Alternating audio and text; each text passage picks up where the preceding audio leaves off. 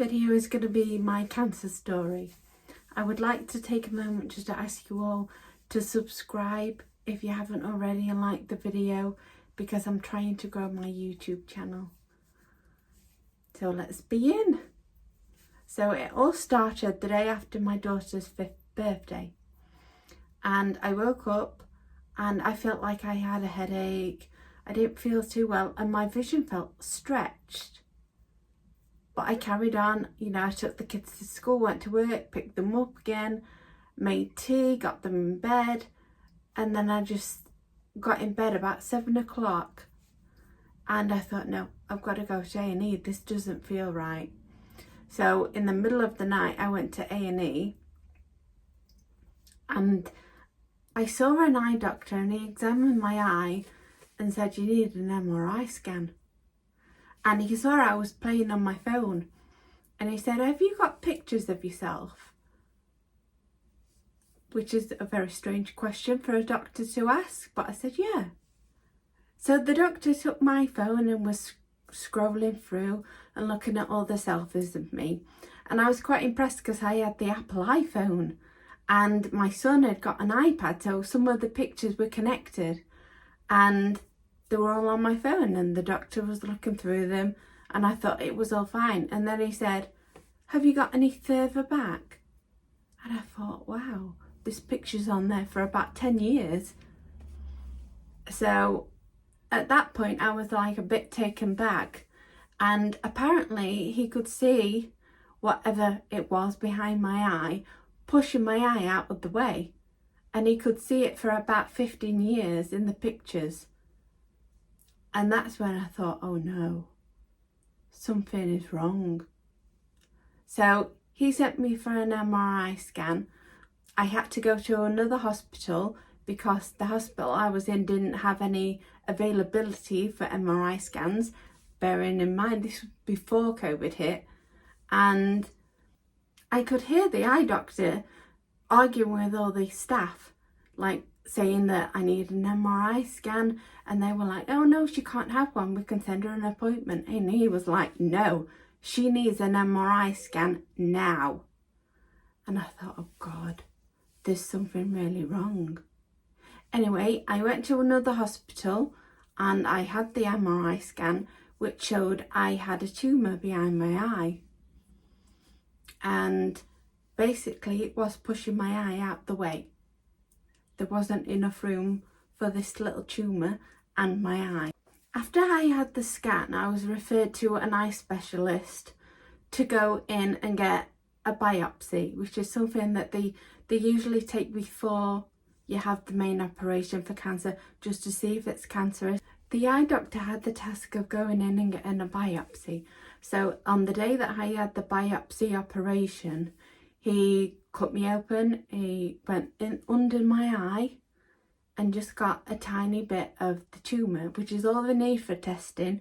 However, he said he'd never seen anything like it before. It was kind of like a balloon filled with flour. So when he cut a little tiny bit off, a bit of it exploded. So he thought best be safe and he got all of it out, apart from 5%, because he said that it was attached to my optic nerve.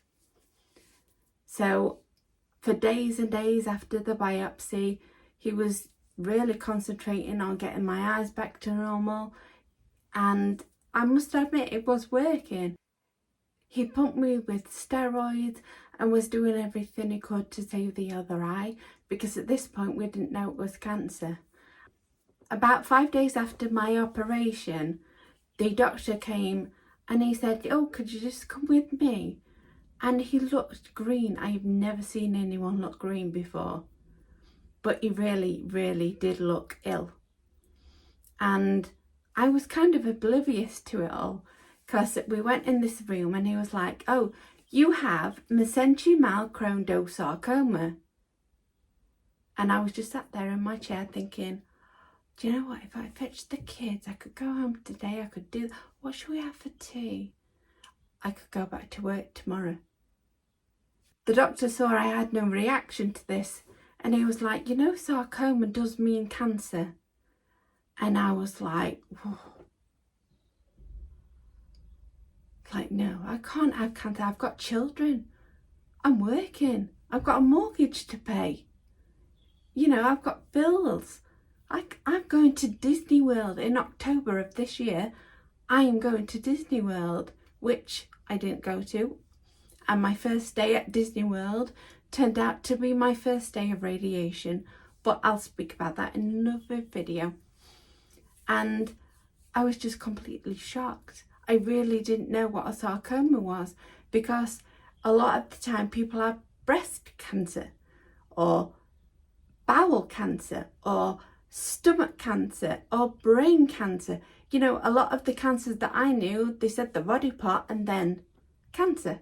So you kind of knew. I had no idea what a sarcoma was. So we'd kind of had a discussion about what would happen if it was cancer. I guess they do that as a backup. And he said it needed to come out if it was cancer. So I knew that was coming, and he just looked ill. He looked iller than I did at that point. He was absolutely gobsmacked. And he had this thing where he'd look in his notes and he'd pretend he was looking through the notes and talking to you at the same time. And he was like, don't look at it. I've already done that. You don't need to look at it. Constantly looking at his notes. Don't Google it or anything. And I thought, I need to Google it. It's what we do nowadays. We Google it. Although I must admit, the doctor was right, because I did Google it, and oh my God, I wish I didn't. It turned out that mesenchymal chondrosarcoma was very rare. And even though I had it in my eye, it was a cancer that could be anywhere in your body. And then the doctor said to me, there's no chemotherapy for it. And I thought, oh shit, how rare is it? I didn't think, oh shit, I can't really say what I thought. But I was petrified at this stage. And he was like, you're the only person in England with it. And then I think I've sunk into the chair even more, because I couldn't believe it. And if you know, if you're in the UK, we call it the UK. So I thought, why did the doctor say I was the only one in England with it? And then obviously I went online and found a boy that was in Wales with the same cancer. However, just as I was diagnosed, he died. And I was kind of like back to square one again with it. And between having the biopsy and having my eye out, I experimented with all ways that I could keep my eye covered. I think I grieved. And I did think, why is it not my arm? Why can't I have it in my arm? Why can't I have it in my leg? And since having this operation, I now know people that don't have an arm or don't have a leg because of cancer. And let me tell you, that's not easy either. But the vain part of me was like, you know, I can easily cover it up. Why does it have to be on my face? Of all places, my face. Anyway, over the course of time, I had quite a few appointments about how they were going to remove the eye. And originally, what the doctors wanted was cut open my head, they'd shave all my hair off, they'd cut my head all the way open, crack my skull open, take it out, pull the brain out the way, and then go in through the top of my head to the back of my eye to get all of my eye out. But thankfully, the eye doctor was like, no, I'm sure that I can go through the front of her eye, get it all out, just like any other normal operation he does. So thankfully, they just went in through the front and got my eye out. That was enough. You know, it was quite a lot to take in at that time. It was a rare cancer. And then I thought, God, would my children have it too? But then the doctor was like, no, because you're the only person in England with it. the chances are it's not hereditary at all because it's so rare, which is one good point about it, but the statistics about it weren't very great. Not at all. And since having COVID, Google have updated. I wish I'd have took a screenshot, because Google have updated what they've put about mesenchymal choroidosarcoma. Because when I first found out, everything I found on Google says it spreads to your lungs, you die. It spreads to your lungs, you die. It spreads to your lungs and you die. And, you know, that's all I could find. And yeah, I was beside myself. I really didn't know what to do at this point. So I had my eye removed, and it was my decision, because I had the option to have the eye but have radiation, which would kill the eye anyway. I wouldn't be able to see out of this eye, and it would hopefully kill the cancer, but they weren't 100% sure. So to me, the best option was to have my eye removed completely, and the nerve it was attached to or growing out of, that would also be removed, so there would be no cancer in my body. During a lot of the time I was having MRI scans, I had a PET scan to make sure it had not spread. Thankfully that all came back clear, and I went ahead and had my eye removed.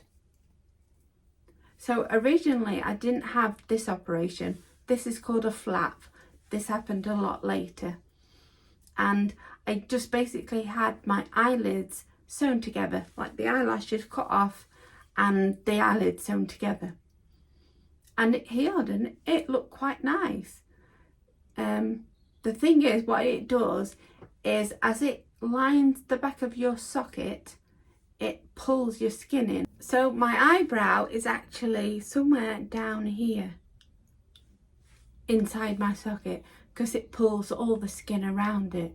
So if you look, my lips don't match up, so when I put makeup on and lipstick just never looks right. And that was fine though. I was alive. Because it was such a rare cancer, the only thing that they could offer me was radiation, and maybe hope that radiation and the operation would stop the cancer from spreading. And thankfully it has. However, when I had radiation on the first day that I should have been in Disney World, I didn't realise how bad it would affect me. So I had 6 weeks of radiation. I worked through radiation. I felt fine. And not long after radiation, that's when I started to go downhill. And I can remember my best friend being in my house and looking after me, and I think I can remember the doctor. However, 2 months later I woke up in ICU with a tracheostomy, which is like a tube, because I couldn't breathe anymore, and I had a thing in my nose which they feed you from, and I was paralysed, like literally paralysed. The radiation had caused me to have a big MS attack, and at first they called it fulminant MS, but that caused so many problems with people, and quite a lot of people said, oh yeah, you're gonna die. So they changed it to relapsing remitting. But even the doctors told me I was going to die. They told me I'd never speak again. I'd never eat on my own, drink on my own. They weren't really sure that I'd ever breathe on my own. But thankfully I have done. But that tracheostomy has damaged my throat, as you can hear. It's kind of why I've avoided doing talking videos. Anyway, I was completely paralysed. It was so surreal. Like, I can remember my mum and my friend talking to me as if I was dead, like saying their last goodbyes to me. And I couldn't communicate with them. I couldn't move any part of my body. I couldn't talk. At that point, I couldn't even blink. I couldn't control the blinking. And everyone seemed to come in, all my friends, all my family, and like say the last goodbyes to me, unbeknown to them that I was actually awake and I could hear them. And as I slowly regained my ability to do everything, I had to relearn how to walk, how to breathe, how to eat, how to drink. It took a long time, and I'm still not fully better, but I'm a lot better than I was, you know. I can remember being in the bed just completely locked in, as I called it. I couldn't speak to anyone. No one could speak to me. I could hear them, but I couldn't have a conversation back with them. And a few months went by of me recovering, and then I noticed a small pinprick hole started to form in my eye socket. So I went to the doctor, and he was like, oh, this is something that radiation can do. And it's actually where the blood vessels in my eye socket got killed by the radiation, and a hole had opened up because the blood vessels can't survive, and when they start to die, a hole opens up. Now, over the course of a year, I think it was a year, maybe a bit more, it got bigger and bigger and bigger. When I had the original operation, the cancer was sat snugly at the back of my eye socket. So what they do is they take something called margins, and usually they're quite big, but for my kind of cancer it was 10 centimeters. So because they couldn't do that, they thought that they should take at least everything closely around it, which included like a fleshy bone in between your eye socket and your nose. So they had to take that out, and my nose was connected to my eye. As the hole got bigger and bigger, I realised that I could breathe through it, because like I said earlier in the video, they'd removed a bone between my nose and my eye socket. So there are videos of me blowing bubbles through my eye socket, blowing over Lego men with my eye socket, with a big hole in my eye. That was when one of the doctors that was in my original operation, he's a maxillofacial surgeon, said that he could do a flap. And originally he was going to take some fascia, it's like a really thin muscle at the side of your eye, put that over my eye and then put a graft on top of it. But because we were all in lockdown at the time, it wasn't urgent. You know, there was people with active cancer, and I would have preferred them to have the active cancer out like I did with my eye. And I waited and waited, and eventually he got me a spot for an operation, and well, this is history, because he covered the hole up, and that was what I wanted. I wanted the hole covered. And he'd seen an article from the Oxford in London about how they'd used a vein at the back of your head that you can plumb into your eye socket, and they'd had quite some success with it. The operation had never been done before by my surgeon or his team or that hospital. So it was kind of like a shot in the dark, but I trusted my doctor. I really, really trusted him. He went above and beyond for the first operation, so I knew he would do good for this operation. Then he started talking to me about skin, and I was like, oh, I can't talk about skin. I do not like veins or blood. And he was talking to me about how they'd chop some of my skin off here, all around my arm, and use that to line my socket. Or they could take it from my back, or they could take it from my leg. It was kind of like an operation where I'd wake up and find out where he'd taken the skin from. Anyway, at the time, I had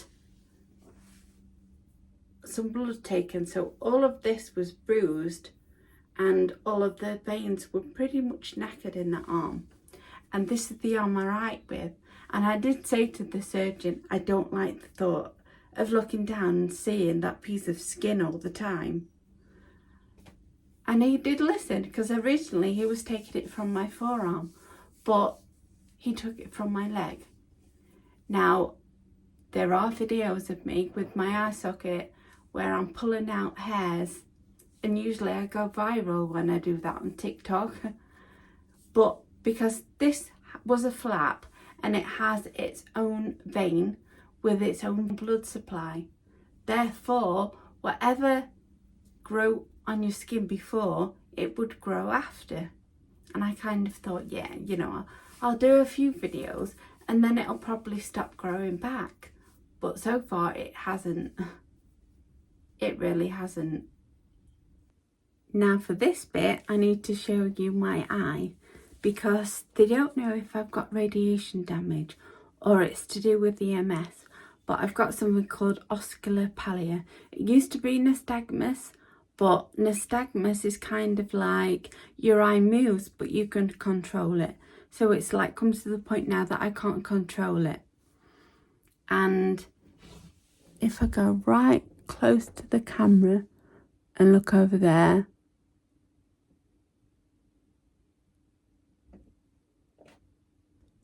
so if you look at my blood vessels in my eye, I'll open it really wide. And you can see it more when I look to the side. But my vision is like that constantly. Like constantly. Everything moves. So it's having quite a tremendous effect on my balance. And yeah, there are some times where I just wake up and I can't do anything, because the eye is moving that much and the vision's going round and round. It's constantly like I'm seasick. From the moment I wake up and open my eyes to the moment I go to bed, it moves. And I don't know if that is something that they can fix.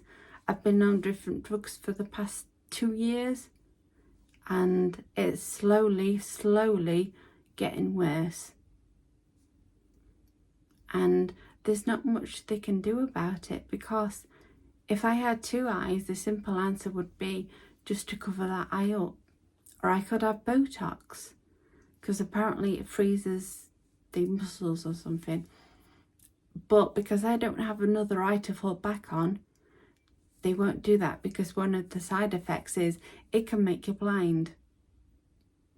They can operate on it, but again, they don't want to do that because they might operate on it and I'll not be able to see out of it again. So yeah, that's my cancer story.